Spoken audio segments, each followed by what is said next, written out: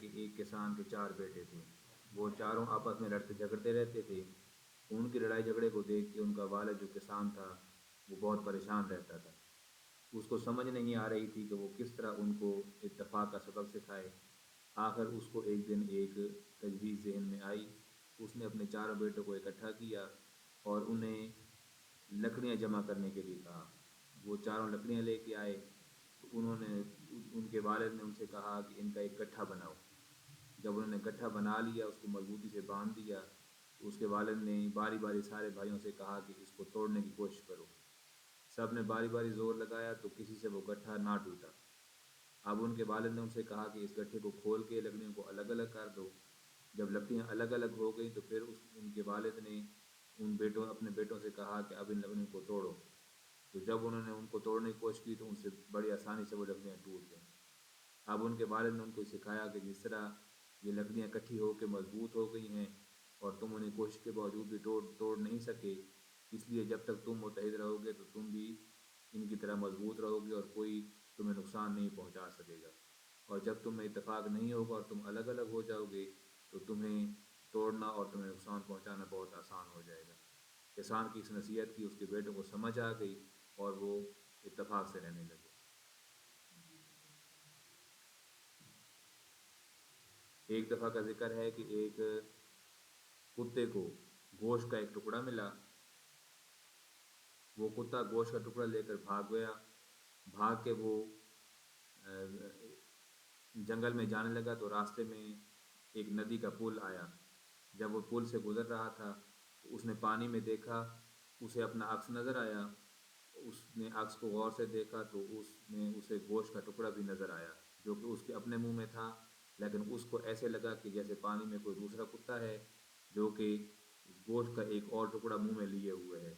تو اس کتے کے ذہن میں لالچ آیا اور اس نے چاہا کہ وہ دوسرا گوشت کا ٹکڑا بھی اس کتے سے چھین لے۔ اس خیال کے بعد کتے نے اپنے عکس پہ بھونکنا شروع کر دیا۔ جیسے ہی بھونکنے کے لیے اس نے منہ کھولا تو وہ اس کا جو اپنے منہ میں ٹکڑا تھا وہ بھی پانی میں گر گیا اور اپنے لالچ کی وجہ سے اپنے وہ گوشت کے ٹکڑے سے محروم ہو گیا۔ اس لیے سمجھدار لوگ کہتے ہیں کہ لالچ بری بلا ہے۔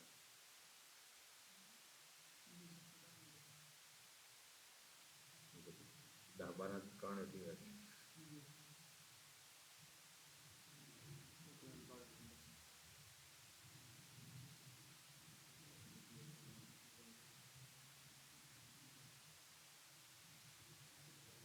اور بدلو آنے کے موقع دے دیں تو جہاں بھی کون ہوگا۔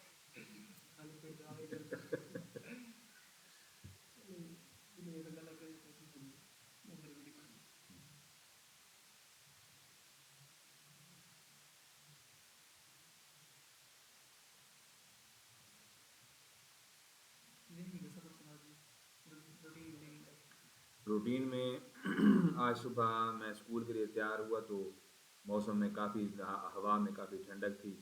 ناشتہ وغیرہ کرنے کے بعد جب میں اسکول کے لیے روانہ ہوا تو رستے میں کافی دھند کا ماحول تھا، ہوا میں کافی خنکی تھی۔ تو تھوڑا آگے گئے تو مزید اور دھند جیسے سموک کی شکل ہوتی ہے، ایک طرح کے بادل کی شکل اختیار کر گئی اور کافی ہاتھوں میں کافی ٹھنڈک محسوس ہوئی، جس سے ہمیں لگا کہ موسم کافی تبدیل ہو گیا ہے۔ تو میں جب اسکول پہنچا تو وہاں پہنچ کر اس سے پہلے جب میں اسکول جاتا ہوں تو میں وہاں جا کے اپنا جو اوور کوٹ ہوتا ہے وہ اتار دیتا ہوں، لیکن آج ٹھنڈک کی وجہ سے میں نے اوور کوٹ پہنے رکھا۔ تو اس کے بعد دھوپ نکل آئی۔ یہ شکر ہے کہ دھوپ نکل آئی جس کی وجہ سے سردی کنٹرول ہو گئی، موسم بہتر ہو گیا اور دن کافی اچھا گزرا۔ آج میں نے اپنے بچوں کو ان کا جو کل کو دیا ہوا کام تھا وہ بھی چیک کیا اور جو اگلا ان کو پڑھانا تھا وہ بھی ان کو کاپی پہ کام نوٹ کروایا۔ اس کے بعد چھٹی کا جب ٹائم ہوا تو چھٹی کا ٹائم میں نے دوبارہ پھر اپنی تیاری کی گھر واپس آنے کی اور اس کے بعد میں گھر واپس آ گیا۔